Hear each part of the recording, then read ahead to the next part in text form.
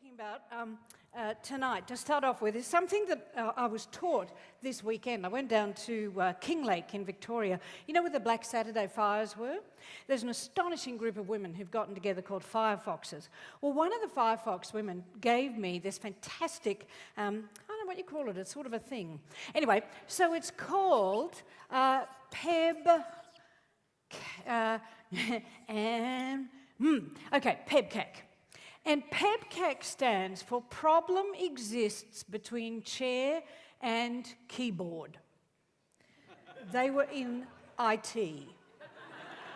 Problem exists between chair and keyboard. Now, I begin with this because here really is the story of our lives.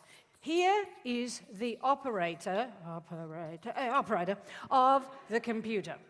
The computer consists of software and hardware. And this all happened because I was having computer problems on the way down to Kinglake, right? It was the most perfect metaphor. So the operator is the one who uses the computer and is the item between the chair and the keyboard. And the hardware, this is a given. Everybody spends forever worrying about the hardware. Yeah, feed it the right food, make it breathe, meditate, relax, do all the stuff with the hardware here to keep it in good shape. And that's really important, because if you pour water all over your hardware, it doesn't work. So you have to look, you're all sitting there going, what is she talking about? This is your body. It's a metaphor. Okay? Now somebody go, ah! So, this is your body. You have to take care of the temple, because if you don't take care of the temple, where's the software? Your spirit going to live. And the trouble is, we get corrupted files. There's an operating system. Now, you were born with the best operating system on the planet. Nothing matches your operating system, your original operating system. It's pure joy. So you came in, you went woof through the tunnel, and you came out, and you've got this perfect operating system called joy. And we go through life, and by the time we're about 5, it's messed up. There are files that are already corrupted. There's nasty viruses worming their way through. There's all sorts of crap in there. Now, when this operating system with corrupted files gets corrupted enough, just building on, what starts to happen to the software? Look. We don't know. Haven't you got a computer? Well, you know, when the software, this is when everything starts to go slow.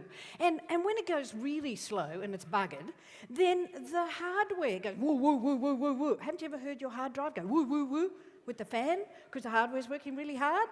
And then it goes too hard. And it doesn't work anymore.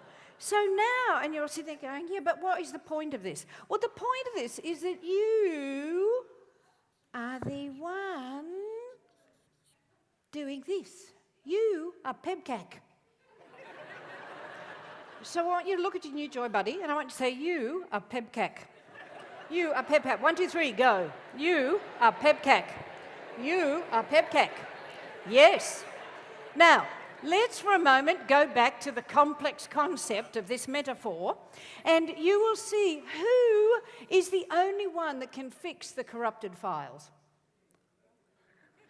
That would be PebCak, the operator, which is beyond your body. Now we're getting a little cosmic. However, this is the conscious group, so we can grasp, I can jump into this. I don't normally do this in the corporate groups in quite the same way. So, but I get close. Even with the IT geeks, they like the PebCak. So, what we're going to do tonight is to talk about how we can restore the original operating system. I haven't got very long, so we're going to have to work fast, concentrate, pay attention. So let's look first of all, what stuffs up the original operating system of joy? And see if you can guess what it is. It is Fear. Yeah, fear is the thing that stuffs up our joy operating system. And what we're not taught is that by the time we're 5, there are 3 core fears operating in most people. No matter how good a parent you try to be, you will stuff up somewhere. No one wakes up and goes, oh, how can I destroy my child's life today? Like, no one does that.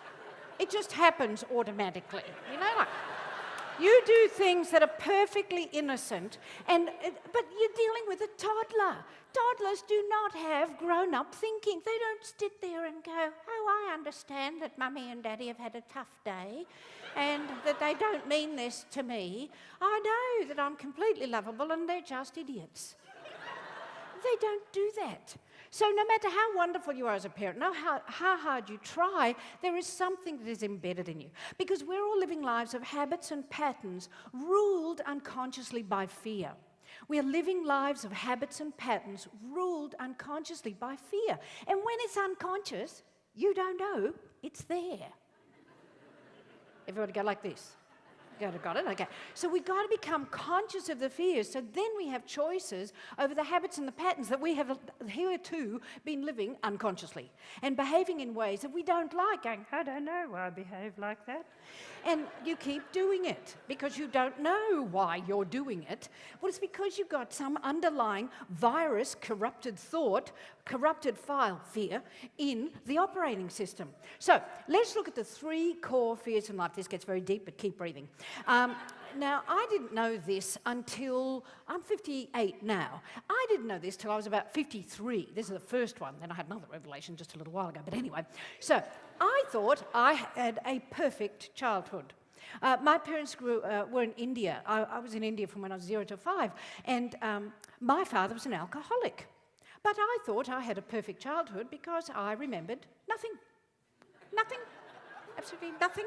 From 8 backwards. From 8 on, I remembered I was the favourite child. Now, if any of you as a parent have a favourite child, don't kid yourself that the child doesn't know. They do. And the ones who are not favourite, they know too. So once again, we come back to the operator, because we have to make sure that the operator is conscious of what they're doing.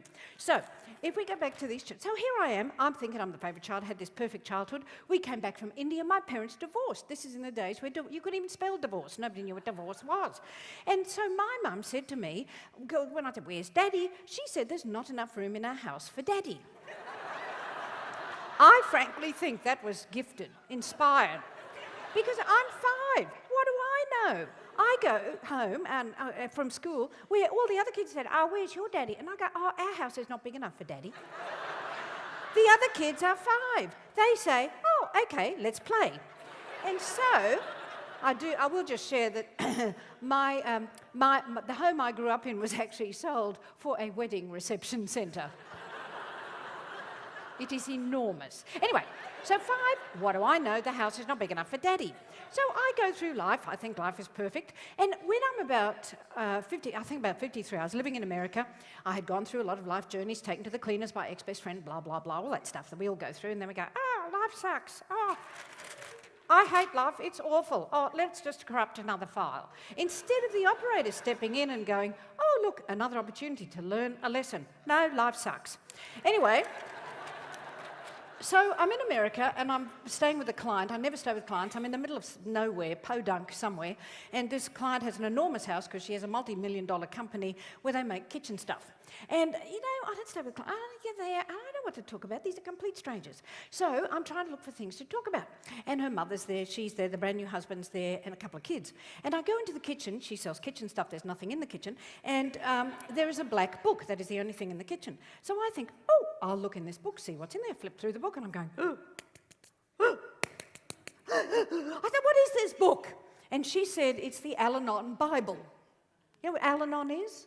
Alcoholics Anonymous. Al-Anon is for people who are affected by alcoholics. Well, I look in this book. To me, on a stick. I'm looking at all these behaviours that people have been telling me I'm doing forever, and I'm going, I do not do that. I do not. The book, I do it. And so then I got a book called Adult Children of Alcoholics, and I started reading all of that stuff, and I realized that one of the 3 core fears that had been ruling my life up to that point, that prior to I was unconscious of, was that, and this is the key one, most people have this, most men have this version: I am not good enough.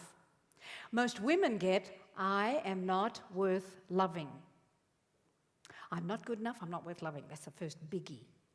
You want to have a discussion with your children, I don't care how old they are, embedded into their little brains, that they are good enough. You only just once have to say, you are such a bad boy, and bam, I'm not good enough. You've got to say, I love you, but this behavior is unacceptable.